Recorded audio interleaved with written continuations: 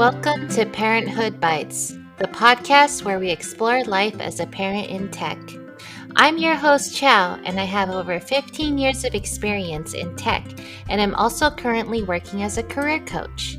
I'm the proud mother of 3 incredible boys. In each episode, we have an inspiring guest who will share their remarkable story. You'll find their wisdom and insights both relatable and enriching, because after all, we're all in this parenting journey together. So grab your favorite drink, get cozy, and let's dive into today's episode.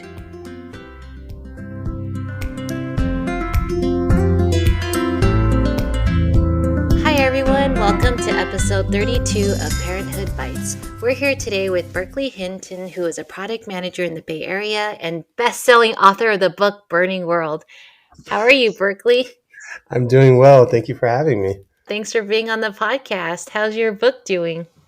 It's doing. The thing about writing a book is the hard part obviously is writing it, but I think there's a lot of work needs to go into promotion. I would say that where I excel at writing, I fail in promotion. So I'm working on coming up with new and creative ways to get the word out there and get more readers. But so far it's been doing well. And it was a passion project, so I didn't do it for the money. So any one reader is a lovely feeling in my heart.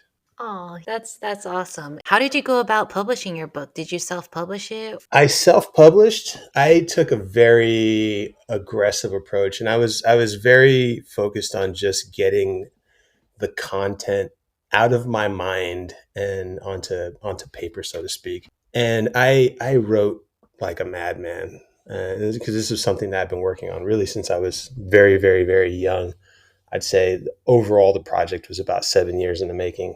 And so I was highly focused on just write the book the way that I envision it, write the book based on how I've always wanted it to be written, and let the chips fall where they may. So where I'm kind of going back and revisiting some of those decisions is, I wrote like a 980-page book.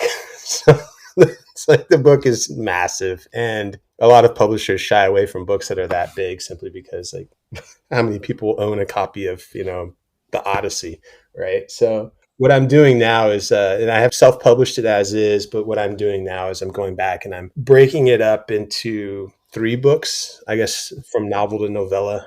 And then I'm going to revisit the publishing aspect from the perspective of 3 books that are of a much more consumable volume, let's say.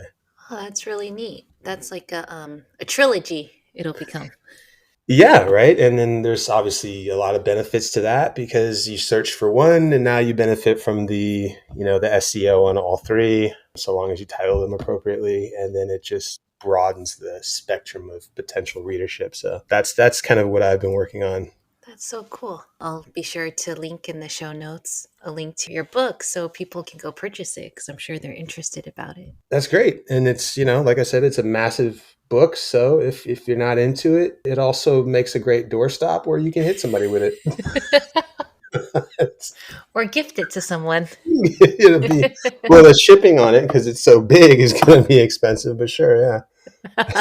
So how many kids do you have and what are their ages? Well, that's a great question. I had one. Now I have 3. So I got married last year in April. I have a daughter from my previous relationship. She's 9 years old. And with the marriage came a now stepdaughter who is 13 years old, another stepdaughter who's 22 years old. And I am now a step grandfather, if that's a thing. So yeah, father time has caught up with me. That's awesome. So you have quite a few kids now. Yeah. And step-grandfather, is it a step-granddaughter or a step-grandson? A step-grandson. His name is Mateo. He's a beautiful kid. He's got his dad's ears, which I like to make fun of, but he's a good kid. He's got a bright future. That's awesome. And how old is he? He is now pushing 6 months old, so he's still very much a baby. They're going through and you and I remember this well, the baby struggles, working, having a baby. Yeah. And then your daughter is an aunt now. Yeah, right? Isn't that crazy? Yeah. Does she like being an aunt at 9? She's she's far too distracted to kind of wrap her head around that. She's still just into her art and into her iPad and just being a 9-year old. Nice. Is that third grade? Second now, going into third. Nice. My son is also in second grade, going into third. And yeah, sometimes I forget he's only 8. The stuff they say, the stuff they know, you're like, Right? whoa. Yeah, and my oldest is also 13. So I have that experience too. That's funny. They're in the same group. Yeah, middle schoolers. Jeez. Is she going to high school next year? Yes, yes, yes, yes. And we just moved to Pleasanton, California. So there's a really nice school right down the street from our house. So she's really excited to be going there. That's my stepdaughter. Her name is Ari. She's a brilliant kid and she's a dancer. So we do a lot of she goes to dance 4 days a week. Wow. She does competitions. She does performances. Like she's really all in on dance, and it's actually quite impressive because I know when I was her age, like I couldn't focus on anything. I'm like, oh, what is this shiny thing Yeah. over here? What does this taste like? Is that hot? Yeah. Does your daughter, does she like dance too? Is she being inspired? No, she's physical when they play, but her passion is very much in art. So she takes after me in that regard. She makes cartoons. She does a lot of drawing. She does three-dimensional art now. So she works with clay. She works with different materials. Like she does origami. She is just very, very, very into art. And I was too when I was really young, and as was my mother. So I think she takes after me in that regard. Oh, that's so cool. You must have a lot of artwork around the house. We do. And my wife, she paints as well. So her paintings are on the wall. So my artwork is on the wall. Miria's artwork is all over the place. Miria is my daughter. Most of her work is digital. So she's like a savant on the iPad. Sometimes I doubt if I'm making the right decision by allowing her to use it so much. But then the other part of me is like, well, let's think about the world that they're growing up in. And, it's not as though they're going to grow up in a world where they're all frolicking through the forest. Technology is going to be a part of their life. So why would I hold her away from excelling at it? For sure. And it's so interesting, right? How fast they pick things up. It's crazy. Like they're teaching me, and I'm like, wait, no, I should be teaching you, but no. Yeah, putting my product hat on, it's also kind of impressive because that means that, the design work that went into the UI and the UX is just so intuitive that literally even a child can pick it up and run with it. So that's kind of impressive. Yeah. So what brought you to tech? Let me try to be succinct here, but this is going to be kind of a rambling question a little bit. So I'm a child of the 80s. When the computer boom happened, I was all in. I used to build computers. I worked at CompUSA. Comp I loved USA, it. yes. I loved it.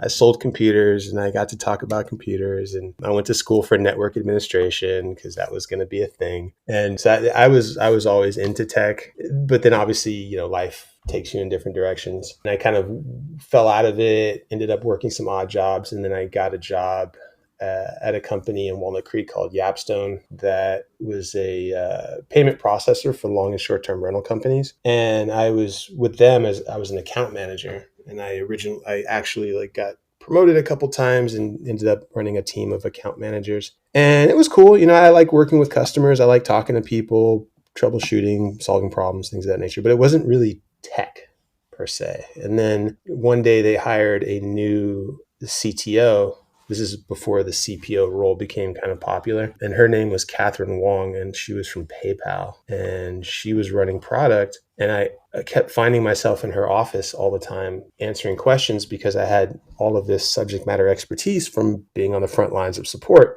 And, I don't know what got into me. Maybe I was just feeling myself or whatever. But one day I was in her office and I was like, you know what? Like, why don't you just bring me onto your team as a product manager? Nice. No experience in product, no nothing. And she shocked me. She was like, really? You want to be on my team? And I was like, yeah. Oh, I got nothing to lose. And she brought me on. She submitted the paperwork, got me moved over, and I started as an associate product manager under one of the great minds around PayPal. And that kind of set the wheels in motion on a couple of fronts. Like it got me going into product. I'm now at 12 years in product, which is crazy. It got me into payments. Much of that 12 years, I'd say at least 9 of those years have been in payments or services ancillary to payments. So yeah, shout out to Catherine Wong. I'll send this to her and see if she listens to it. But she got my career going. And once I went to product, there was really no looking back for me. That's awesome. What do you like the most about being in product? It depends, right? So a little bit about my background. I've worked in startups, and I've worked in massive corporations like Wells Fargo and Lucid Motors. It differs, right? In a startup environment where maybe they don't have dedicated designers or a ton of folks to kind of work directly with product to help shape the vision, and you have more ownership, that I think is really exciting, because then you get to really use your imagination and use your creativity to help formulate what the product vision will be. That's great. I love that experience. I love whiteboarding, and I love solving problems, especially complex problems that are new based on the direction that the company would like to go in. That said, having worked at some of these larger companies where that's really not a factor, your product management from the perspective of ensuring that the roadmap is executed on and ensuring that the priorities are aligned with the company's needs and its throughput, and it's more of a coordinator role. Like I use football analogies a lot when I talk about product, and I think that product management in a small company is a lot like being an offensive coordinator, or maybe even a coach, right? In that you get to make decisions that are going to have a significant impact throughout the life cycle, right? At a large company, you're knocked down a few rungs, but your role is still very, very, very important. And that's where you're acting more as like the guys in the booth, so to speak, who kind of look at the field, look at what's winning, look at what's failing, and then making adjustments on the fly accordingly to ensure the greater success. So they both have their pluses and their minuses. And I think, to answer your question, the dynamism, the need to constantly stay abreast of new technologies, new approaches, new philosophies is what I love about product. Is it keeps you engaged no matter what the environment is, so long as your heart is in it and your mind is in it. Nice. So, having done both large companies and small companies, where do you find your passion lies? Probably, maybe somewhere in the middle. Answer, non-answer. Yeah, if the company is so small that there's a high likeliness that they're not going to be around in 3 years, I'm a little late in my career to take those kinds of chances. And usually when a company's that small, a lot of times they don't have processes in place, so you spend a lot of time doing process development. Documentation is usually lacking, onboarding is usually lacking, and so you end up being pulled into areas that shouldn't be under the product umbrella, so to speak. And then at big, massive companies, I mean, you're literally just a number. Even if you have a high impact role, like let's say my role at Wells Fargo was significant. I parted ways with them after they offered me a 2-year contract extension, and I doubt that the machine skipped a beat, because they're so massive, and there's so much redundancy, and there's so much process in place that you are a number, and so that's also kind of, it doesn't get you up in the morning, knowing that you're just another cog in the machine. But somewhere in the middle, where a company has kind of found its stride a little bit, but there's still an opportunity to grow in different directions or move into different markets, or they have big ideas that they still want to execute on. However, the basics are in place, the foundation is in place. They can hire a person in a timely amount of, in a timely manner, documentation, or at least a format for documentation, a structure for storing it and making it accessible is in place. That I think is kind of the sweet spot, because then it's, you're not drawn into non-product related areas, but you're also still vital to the success. That makes a lot of sense. It's not too early on where they don't have process, but not too crazy where there's so much going on. Precisely. So, how many years were you in tech before you became a parent? Well, Amelia was born in 2014. And, oh man, and I moved into product in 2013. So she was born in 2014. I've been a parent the 80% of my time in product, the vast majority. So I've been doing both pretty much the whole time. So, what was the parental leave like when she was born? At Yapstone, right? Yeah, at Yapstone. If I recall, they were good. My ex, my daughter's mother, was at Yapstone. So she got, I want to say, at least 4 weeks, maybe 6. I got 2 or 3. Yeah, and it helped. It made a big difference because, this was her first child. It was my first child. We honestly hadn't been together that long. So there was a lot going on.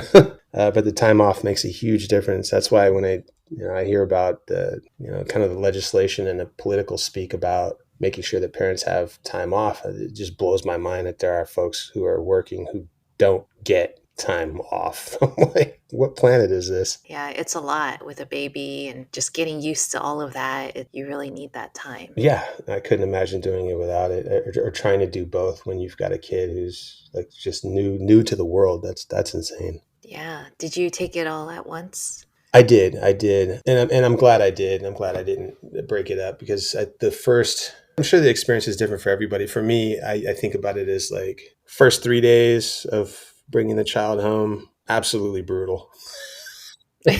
Like those are 3 days of you're not sleeping, period. And Yeah. then after that, those 3 weeks are slightly less brutal, but brutal. Yeah. And then those 3 months are whatever, one notch down from brutal. So just violent. It's so hard. It's funny because my goddaughter, not goddaughter, my stepdaughter, she just had her kid 6 months ago, and I'm watching them Right. go through the pain, and I'm just like, old man sitting in his chair, like, ha ha ha ha ha, ha, suck it up, young one. Yeah. Like you remember how hard it was, but you're like, good luck. Yeah, no, fortunately, my partner at the time, she's a fantastic mother. We've grown apart for other reasons, but that's one thing that really helped is that she's a fantastic mother. She really embraced the role and the responsibilities, and I tried to be as supportive as I could. Obviously, knowing what I know now, there's a lot that I could have done differently or more, because you just you step back and you kind of revisit those days, and you're like, oh, maybe going to the gym wasn't a good idea, but but yeah, we got through it. It was really tough, but having that time off, I think, makes a huge difference. Yeah. So, what was it like going back to work after the 2 weeks? I guess it was kind of a relief. There's no baby screaming in the background.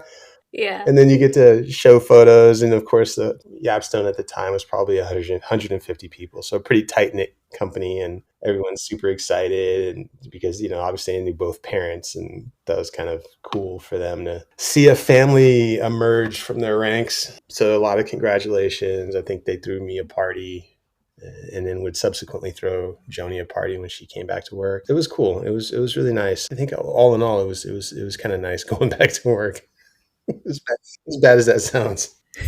Because it's a lot with a newborn. So with you both going back to work, what was the childcare then? Yeah, my partner's mother was a huge asset. She just fell in love with Miria, like, on site, and obviously my daughter was just this perfect little ball of cheeks. So it's I just kind of hard not to, but grandma really stepped up. So she would watch her during the day, and then we enrolled her in a daycare to kind of bridge the gap. Yeah, and the cost at the time, since we were both working, it wasn't as impactful as I imagine it is for a lot of folks, simply because we were both in tech. Well, she's an accountant with Google now, but she was an accountant at Yapstone too. So we were both making good money at the time. So we didn't really feel the impact of the cost of daycare the way I think a lot of folks do. We were fortunate in that regard, but yeah, we did have to rely on daycare. My mother, unfortunately, was already kind of too far gone to really be of much assistance back then. So a mix of daycare and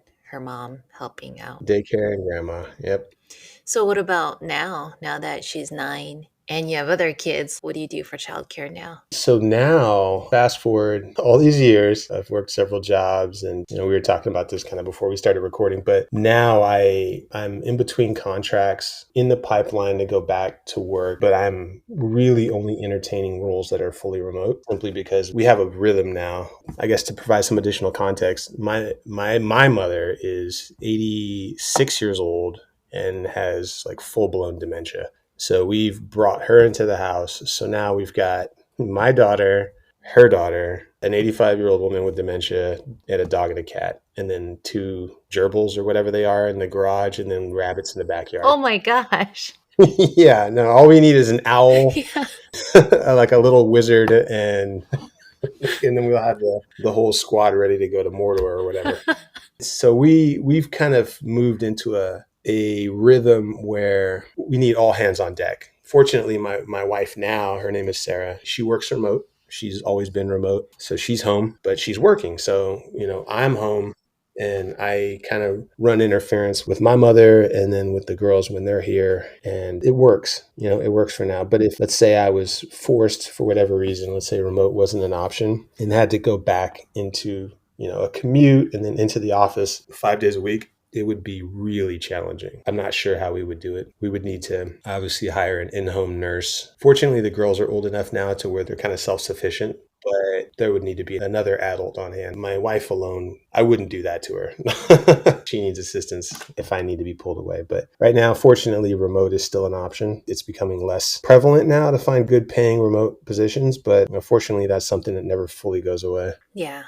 And so you have a full house over there. What is your day-to-day routine like? Oh man, I wake up very early. That's just how I've been for maybe a couple decades now. I used to sleep in when I was younger, but now I'm up 6 a.m. on the dot usually, and that's without an alarm. I'm just wired that way. So I wake up, I have my coffee, and then I'll try to clean up a little bit from what's left over from the evening just to kind of set the stage. Well, nowadays, since I'm kind of looking to go back to work, I crack open the laptop, just send out some resumes, see what the market's looking like. And then, I get back into editing, focusing on the book, breaking that up. I've got a sequel in the works. So I do a lot of writing, and then I have to set, some parameters for myself.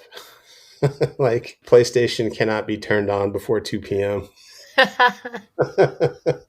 Must go to gym at least 3 days a week kind of thing. But yeah, it's pretty nice. It's pretty nice. Made some good decisions in the past that kind of allowed me to have a little more freedom with my days. Obviously, we have our hands full, but it's a different kind of work. Focusing on your family and focusing on your loved ones is work. Anyone who says it's not isn't trying. It's absolute. They're definitely not dealing with an 85 or 86-year-old with dementia. Like work. That's a lot. It's something, man. I wish I came from some sort of like medical background or a psychology background, because there's so much I want to say about just the caregiver role. I mean, those people are like freaking superheroes, man. Like I can't imagine doing that as a career. I really can't. I mean, those people should all be, they should all have statues in their respective towns, because it is work. But yeah, I guess to answer your question, like it's nice being able to focus on family as my primary source of work, and then kind of the financial piece being where I think it belongs in society, which is a means to an end, is kind of secondary to family. Yeah. It's good that you have the time to focus on family and able to do that, but it is definitely a lot. I mean, my mom used to go to Taiwan all the time, take care of my grandma, and it was just a full-time job and then some. Yeah. What's her care like these days? So my grandma's passed away now, but before it was like my mom would go back almost the whole year, every year, come back maybe for a few months to spend Christmas with us and things. And sometimes my aunt would go there too. And it's like, you want to help her, but at the same time, there's a lot of challenges to it too, and you got to take some time for you. And I always told my mom, like, she needed to take some time for her to have, some time to rest and things like that. And so it was definitely a lot. So I've, worked with social workers, and, she's been struggling with dementia for 11 years. Wow. I've got calluses from this work, but she's been in senior living communities, but they've just gotten to the point where the amount of money that they expect you to come up with is absolutely insane. Absolutely insane. And it really is something that if I had the skill set, would sit down and pen some legislation to fix, because I don't know what planet these politicians are on, but everybody has parents. Not everybody, but most people have parents. And a lot of people are going to be, if they're not already, dealing with aging parents. And Social Security is not the answer, not the solution. That doesn't cover a fraction of what senior care costs are. Medicare, Medicaid can help they can help, but they're means tested. So you have to be really, really, really struggling to qualify for the kind of care that is fit for a parent, Mm-hmm. and that care, you're basically forfeiting your lack of choice, and you want a choice in where your parent is going to stay if they're not with you, and you want control over that, and to relinquish that out of necessity, I think is a crime in and of itself. So there's a whole nother podcast episode on that topic, but I've learned a lot dealing with it, and it really is wild. It's wild, but we're getting through it, and we've been getting through it, and now I have this wonderful wife who is my partner in all things, and she's embraced the grind, and we've got a powerful unit over here. We've got a serious team, so we're making it work. But my thoughts and prayers to all the folks out there who are, if not already dealing with, and my condolences to you for the loss of your grandmother, but to the folks who aren't dealing with this or yet, but are yet to, and the folks who are dealing with it, like, my heart goes out to you, because it's a real thing, and I think it's going to be an issue that is going to become more and more prevalent in conversations as our generation starts to age. Yeah. Yeah, definitely. I said start to age like we're so young. I mean, it's good to have a young mindset, right? I have to. I can't acknowledge the truth. That'll kill me. Right. I mean, you still got to take care of a lot of things, right? We all do. And so it's good to just stay young. Yeah. So, how has your work life changed since you became a parent? Well, like I said, I've been doing it for so long. It's kind of tech and parenting almost kind of happened concurrently from the beginning. So I'm lucky in that regard. Had my daughter been born 5 years later, in the midst of my career growth, God forbid, during COVID, I don't know, it might have derailed everything. It might have. Well, let me step back a little bit. So I have always been pretty stubborn about how I want to parent. And what I mean by that is, and especially after once COVID happened and remote work became the norm, I kind of made a conscious decision that I am not going to go back to daycare for my child. I really loved the extra time I got to spend with her during lockdown, and picking her up from school, dropping her off, helping her with her homework, and just all that extra time in the middle. And I just said to myself, I'm not going back. I'm not going back to handing my kid off to a stranger so that I could prioritize, making money over what I see as being my priority, which is being a parent. Fortunately, there are still some companies out there that kind of understand that mindset, but that was the decision that I made for myself. But like I said, back into the hypothetical world, if that weren't an option, I probably would leave tech before I would go back to daycare for my daughter. I would find some other means of making money that's more flexible, that would enable me to prioritize parenting. Yeah, I think we made a similar decision as you, because it was just so great being home with the kids and like seeing that whole other side of them Mhm. that I feel like we didn't see before. Exactly. And so after that, we're just like, you know what? We'll make it work. We'll do what we can to make it work. It just couldn't imagine just dropping them off and picking them up a lot later, like before. Yeah, getting them at 5 in the evening, where you just have time to feed them, make sure they do their homework, and then off to bed. Yeah. That's not, that doesn't work for me anymore. There's so much that happens during the day. Like right now, my daughter's home for spring break, and so it's maybe that's why these feelings are even more powerful with me right now. But there's so many little moments that happen throughout the day with your child that you would miss if you're sitting in traffic or you're sitting in some cubicle working with people who are already on the other side of the country anyway.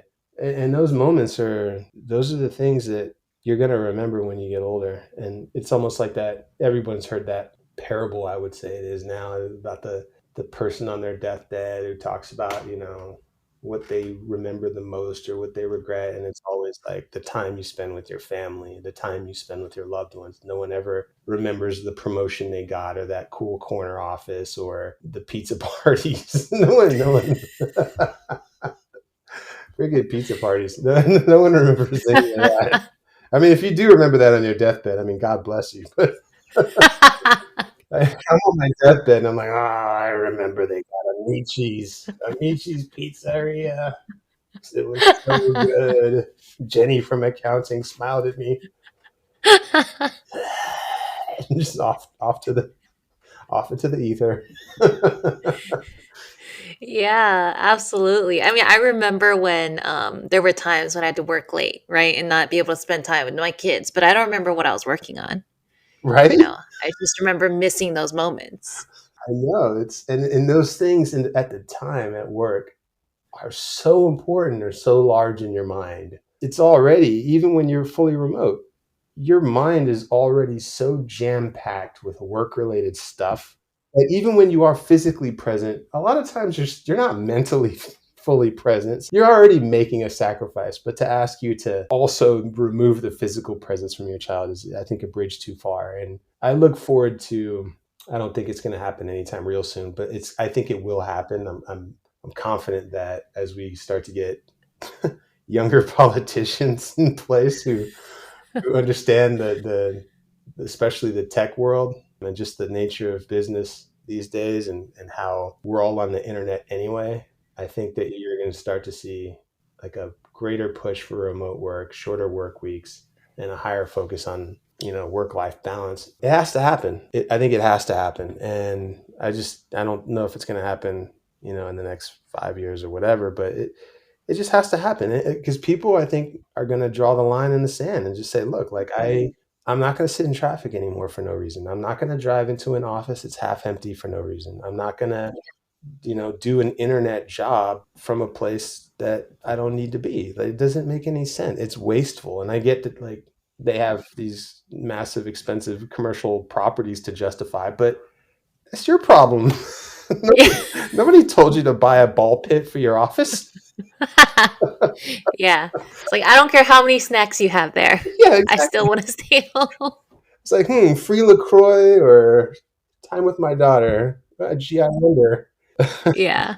Or is it LaCroix? I don't know, whatever. Yeah. So, what has been your biggest struggle or challenge being a parent in tech? I think one of the things that kind of stands out to me is a lot of companies, especially when you're going through the onboarding process or the interview process, will tout this focus on work-life balance and how they really cherish the family.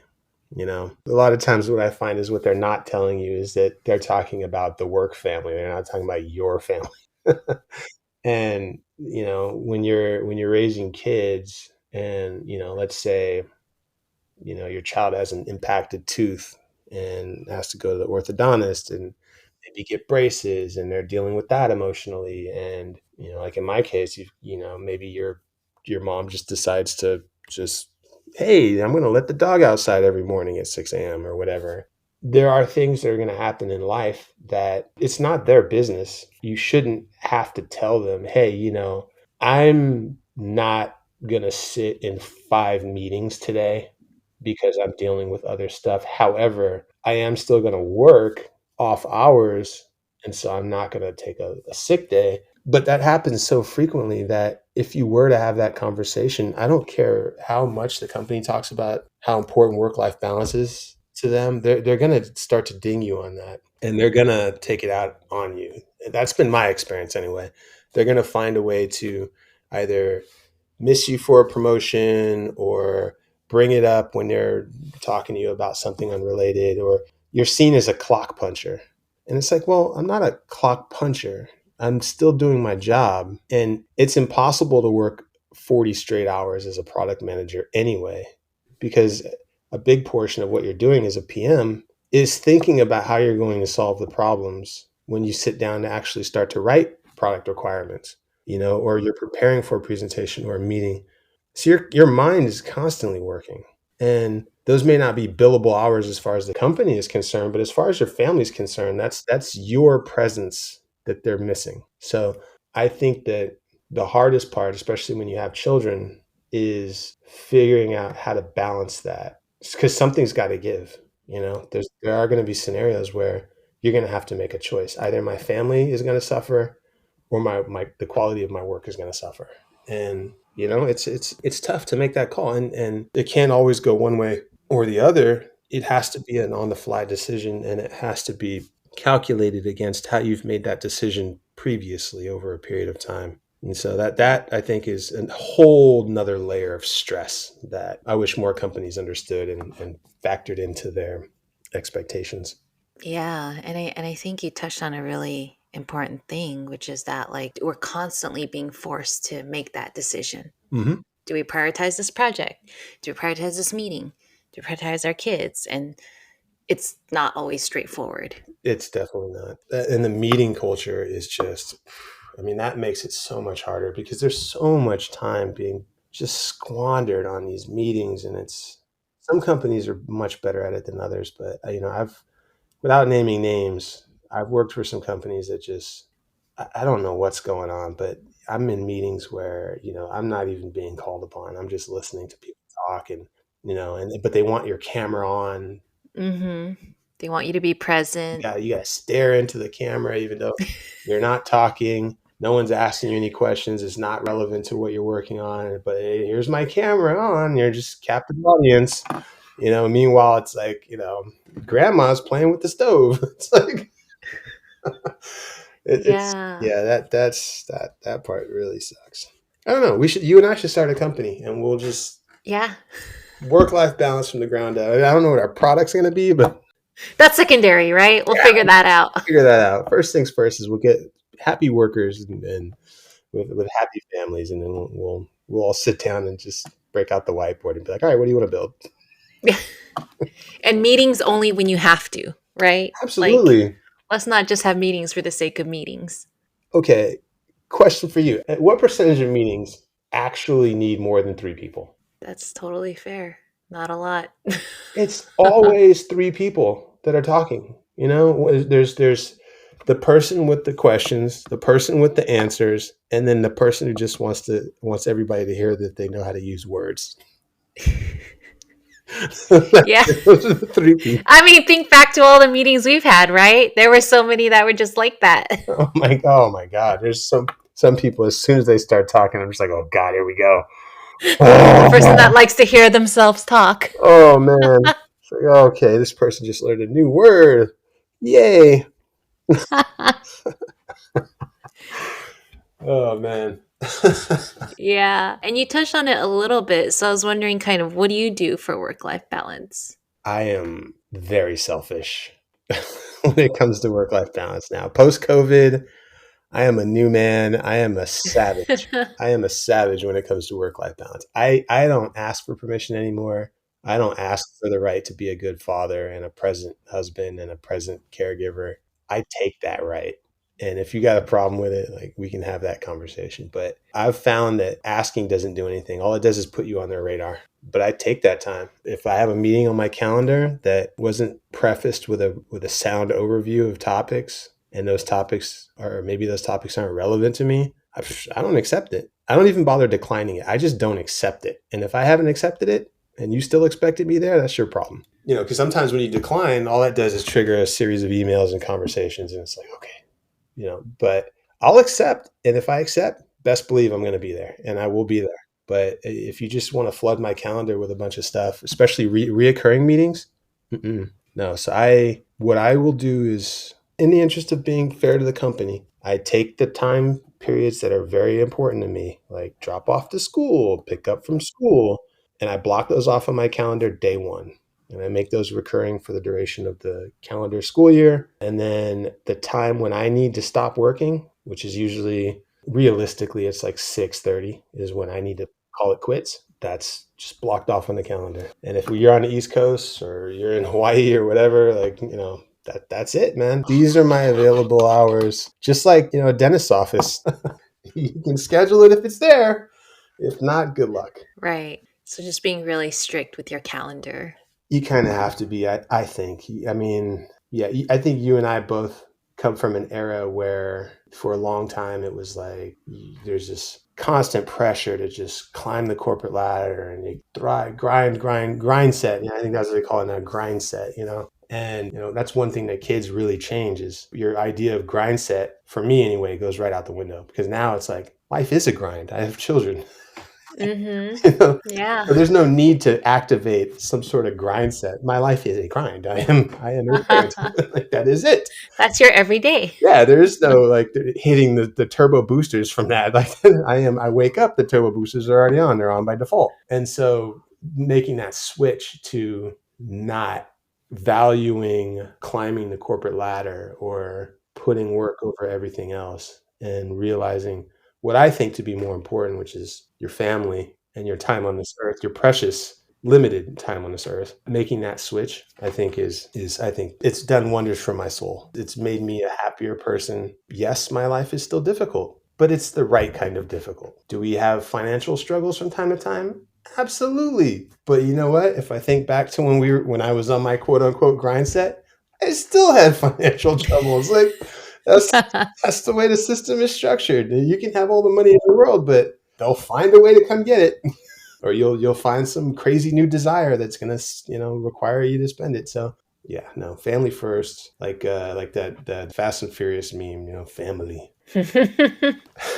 Yeah, so much truth in that, right? Right. So, what is your biggest struggle with the kids' current ages of 9, 13, 22?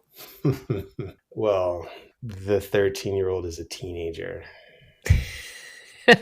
And, I remember hearing when I was younger how teenagers were terrible and all this. And you watch Married with Children and they're like, oh, teenagers seem like assholes. But no, when you when you see the transition to real life, man, I'm like, wow, Right? where did you come from? How do I return to sender? Jesus. No, it's crazy, man. It's so much tude, so much attitude, and just I get that they're finding themselves. Teenagers are a freaking handful, man. They just have this. They think they're so smart. They know everything. What are you talking about? That's not how anything works. Yeah. That's funny though. But they're cool when they're in a good mood because you can actually have like a real conversation with them about stuff. Yeah. They'll ask you interesting questions like, "Hey dad, what's going on with this, whatever the news story is, or how do eclipses work?" And you're like, "Okay, this is cool." With the 9-year-old, man, it's brush your teeth. Okay. Right. Did you change your clothes this morning? Like, do I have to? Okay, finish your meal. I'm full. I'm like, no, you're not. You didn't eat anything. That's where she's at. Everything is just like, you need to get a cattle prod out. But, it's all of these things come with just this sweet outer layer of watching them grow into who they're going to be, and 9 and 13, you're starting to see a glimmer of what kind of person they're going to be. And that is to me, that's so cool. That's, I hate to sound like the gushy dad or whatever, but that's beautiful, man. I love that. And it makes the whining and the complaining and the asking for stuff and it makes all that stuff it makes all that stuff much more bearable. Yeah, I agree with you. I mean, my 8-year-old is kind of just making sure he takes a shower and remembers to, right? Things like that. Did you wash your hair? And they come out of the Yeah. shower and their hair is perfectly dry. I'm like, how did you even do that? Yeah. How did you manage to dodge all of the water droplets in a shower? Like, But they do, right? why do you still stink?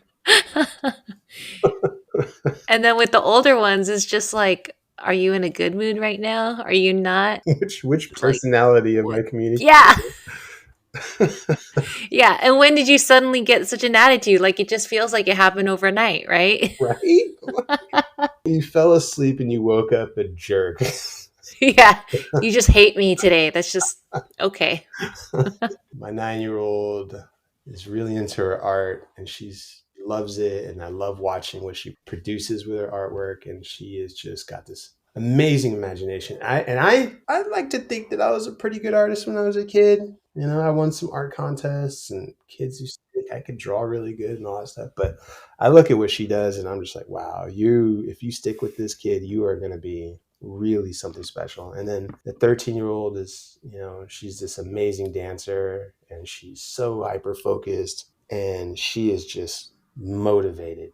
And, the same thing. It's like, if you stick with this, like, sky's the limit for you. But see, those are the things that you miss if your number one priority is how do I make vice president of XYZ, like that's, and I get a lot of people, especially this new generation, a lot of them are prioritizing making money over family. And I get it, prices are high. It's hard to buy a home, but what works for you is fine, but not for me, man. Not for me. Yeah. So, what helps you relax or unwind after a stressful day or week? Whiskey. No. I mean, truly though, but That's a part of it, right? not in copious amounts. But yeah, that's whiskey. Whiskey helps. Pretty much after dinner, when 8 or 9 o'clock rolls around, we go to our room, we shut the door, and we tell the kids. We even tell grandma, you guys are on your own. The shop is closed, and we have our shows that we watch, and we try to find a movie if our shows are in between seasons or whatever, and we just spend time together. We spend time together, and we joke, and we mostly joke about the kids, and we connect, as partners, and that really helps because we go to bed having truly reset the day, and sometimes those times are spent troubleshooting, if we're trying to figure out how we're going to resolve a complex issue. But even if the answer doesn't come that evening, having talked about it, having invested the time in figuring out what the solution might be, puts us in a much better position in the morning to pick up that conversation and do what we need to do. So yeah, for me, it's those few hours before sleep when my wife and I get to just kind of enjoy each other's company and geek out. Like we're all into Shogun now. That show is amazing. Shouts out to those people, but like that show is fantastic. I'm going through my horror movie fixation. She's will mostly watch with her eyes closed, but she kind of But she'll do it. tolerates it. But yeah, we geek out together, and I think those are my favorite times during the day. That's really great that you're spending that time together, and you're being intentional about it. It's really important. You kind of have to, right? I mean, I know we've talked about kids mostly, but I mean, I think the partner is also, because in today's society, we're both working. I don't know anybody that's living off of one salary if they're in a family. Like that's just not kind of how things happen anymore. But it doesn't mean that you don't need to have that reset and remember why you're together. And that's another chunk of the day that I think is vital. Again, I don't know. I don't think there's any one right way to do any of this. I'm just kind of speaking it as to what I think works for me. And that's what it's about, right? It's what works for you. Yep. And what makes you happy and stuff. Like we have our shows too. We just finished watching a 3-Body Problem. Yeah, we watched that too. It's crazy, right? Did you watch the Netflix version or the Amazon Prime version? Is it different? Yeah, so they're based on the same novel. The Netflix version, I think, is a kind of a westernized version of it, bigger budget. We watched that one, but there's also a one that I think was produced in China on Amazon it's just called 3-Body, but it's it's the same story. Oh, okay. Yeah, we just downloaded the Chinese version too. I didn't realize it was on Amazon Prime, but we watched the Netflix version and then we were like, but it's not over. So we're like, let's try to watch the other version, see if that shows the whole story. Yeah, I hope it gets picked up for a second season, but we really enjoyed that. I mean, really, Shogun has just got our attention now. That's like the new Game of Thrones for us. In my opinion, it's that good. And I read all of that author's books. That's James Clavell. And I hope they go back and make movies on a lot of his works because he did Taipan and Noble House. He did this really cool, underappreciated World War II novel about POWs in, I want to say, the Philippines, that called King Rat. It was a fantastic book. And yeah, I hope that more people revisit his works now that Shogun has taken off because he wrote some really good stuff. We'll have to check out that show. What is it on? Shogun is on Hulu, but I think if you have a Disney Plus account, then it includes Hulu. It's worth subscribing to for just that show, and then you can cancel. I'll have to check it out. So I guess the last question I like to ask is, what's something you would tell someone who's planning to have kids or something you wish you knew before you became a parent? Ooh, kind of a lot. One, the first thing I would say is do it. Obviously, they're already doing it. That's why they're probably having kids. But I mean, like, if you're having the conversation and you're on the fence, my advice to you would be have children if you can, because I know so many, well, not so many, I'm exaggerating, but I have a couple of friends who have been trying and they're close to my age to have children and it's just not happening for them. And it's really hard. It's heartbreaking because they waited and they waited and they waited. And now they really want children and it's just, maybe that window closes for them, So, and I think you want to have children when you're relatively young because, as I'm dealing with my mom, I can tell you that you're going to need some wind in your sails when your parents start to get old, because you're going to be called upon to take care of them, and that's going to require some energy. But part one is, I would say, absolutely, I'm in favor of having children if you can. The money, it works itself out. It does. I know that's probably an overstatement, or maybe just painfully optimistic, but it works itself out. Life finds a way, the money will work itself out, but the joy and the experience and the evolution of yourself that having a child brings upon is irreplaceable. And it goes back to the deathbed thing. What are you going to remember? You're going to remember not having children so that you could travel the world, when in reality, people who say that kind of thing, you ask them how many countries they've been to, and it's like 2. It's like, okay. Like, man, I have a kid and I've been to more countries than that. The other thing that I wish I had known prior is, as a man, Okay. whatever your appreciation level is for how difficult it is for the mother, times it by 4. That should be your mindset, especially for the first 3 years of life. Clearly, it's not easy for them, but times it by 4, and that's how attentive you should be. That would be my advice. Oh, that's good. Be there more. Be there more hardcore. Go all in. Treat it as if it is NFL tryouts. Like, just go, just 40-yard dash. I don't know how useful that is, but that's my advice. I'm sure that's very useful for guys because they watch football more, maybe. I'm a man. No. That's very good advice. Thank you for sharing that. My pleasure. And thank you for sharing your journey with us. It was really good to hear all your stories and experiences. So thank you. It's been great. Thank you so much for having me on. And I look forward to following the evolution of your show. And congrats. Thank you. This is great. Thank you. And I'll link in the show notes to your book, and let me know when your trilogy comes out. Right? Yeah. So the book is Burning World. Super optimistic title. Burning World. There's a few that'll come up. I think I have #1 SEO now. Nice. But Burning World, my name is Berkley Hinton, Berkley. Last name Hinton, Hinton. Available on Amazon, Barnes & Noble, all the main online booksellers.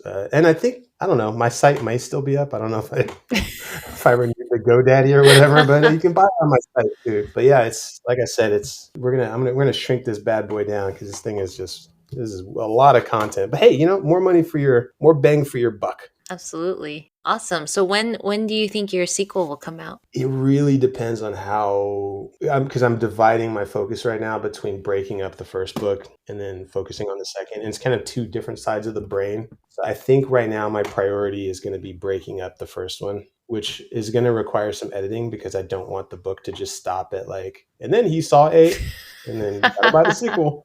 So I need to do some wordsmithing to figure out where some logical yet suspenseful breaks can occur. So that's kind of what I think going to put my focus on for the remainder of this year. And then next year, I'd like to be in a position where I can just go back to work on the sequel and go all in on that. I think all in all, I'm probably looking at 3 massive books, maybe 9 smaller books, to get the whole thing out of my head.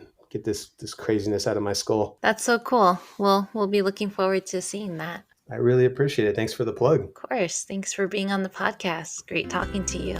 Likewise. Take care. All right. I'll talk to you soon.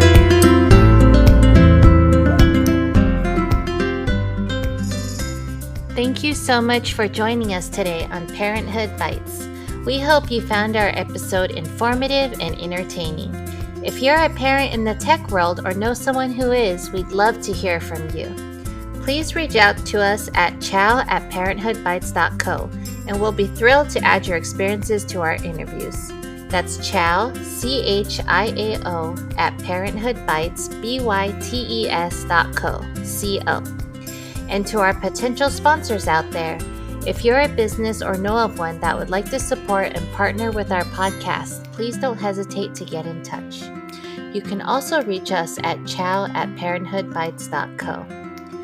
Thank you once again for tuning in, and we wish you a fantastic rest of your week. Until next time, take care and stay curious.